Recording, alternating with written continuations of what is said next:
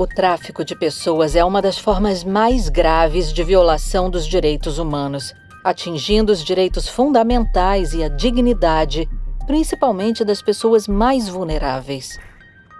No ano 2000, a Assembleia Geral da ONU adotava a Convenção das Nações Unidas contra o Crime Organizado Transnacional.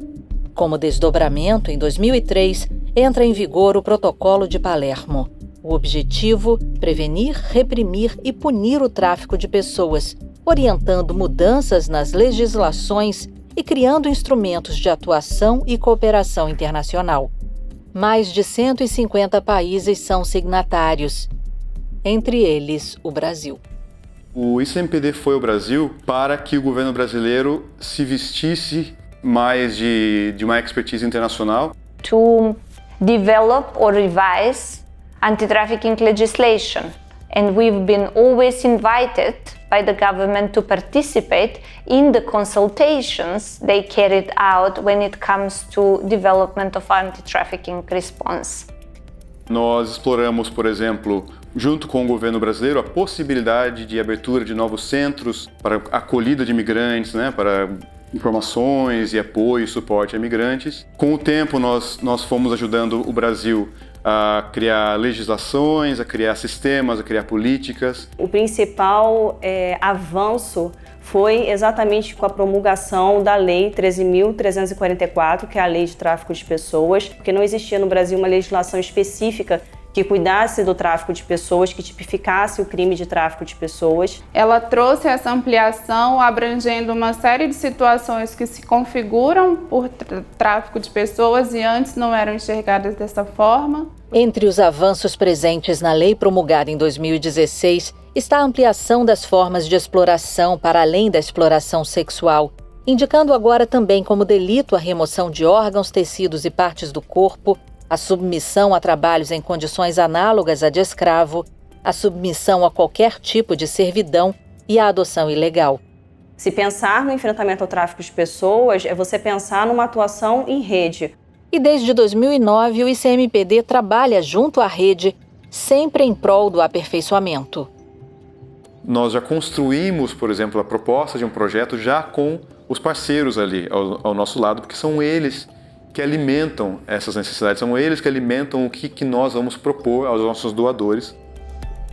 No primeiro ano de parceria, o ICMPD desenvolveu o estudo Jornadas Transatlânticas, pesquisa exploratória sobre tráfico de seres humanos do Brasil para a Itália e Portugal. Entre 2011 e 2013, atuou como parceiro no projeto Itineres, Proteção dos Direitos dos Migrantes contra a Exploração, do Brasil para Estados-membros da União Europeia.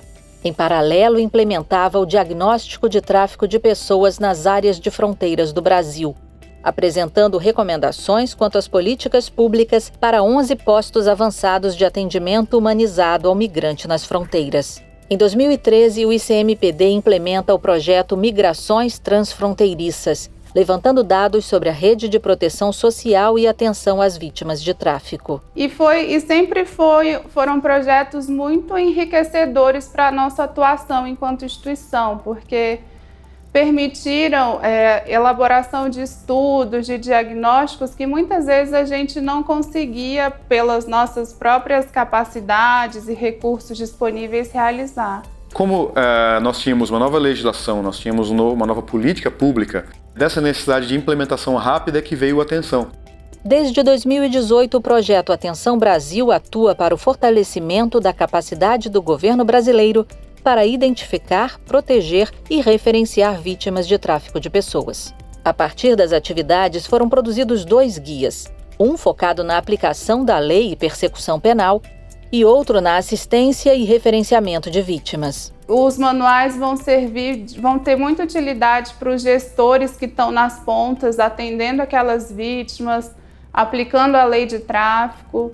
E um ponto muito interessante foi o compartilhamento das práticas locais. Cada exemplo compartilhado permitia que o grupo buscasse saídas próprias para eles e avaliasse a partir de suas próprias perspectivas em confronto e em debate com as demais, quais seriam possíveis soluções. No curso de assistência às vítimas, a gente contou com uma participação grande de profissionais que estão vinculados à segurança pública, desperta também no olhar desses profissionais que estão ali na ponta, né, policiais civis, guardas municipais, a importância de um atendimento humanizado, de uma escuta qualificada também. Tive a oportunidade e a honra de ser convidada para falar sobre as diretrizes para a sentença condenatória no âmbito do tráfico de pessoas, e eu tentei trazer um olhar desse julgamento com perspectiva. A aproximação com o ICMPD aconteceu com a minha antecessora e que deu inclusive origem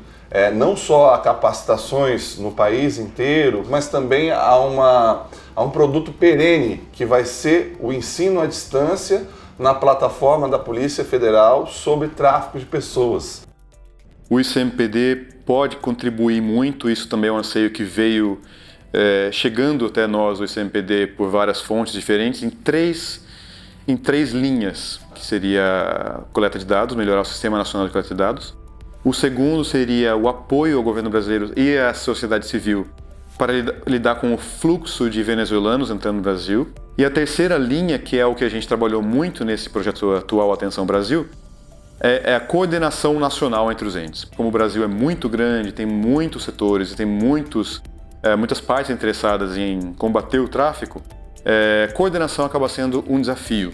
And I would also like to mention the most recent cooperation that we have in Brazil, but actually with them we have very long-standing cooperation since the very beginning, and that is the US State Department Office to Monitor and Combat Trafficking in Persons. Over the past 2 decades, we've really seen a shift.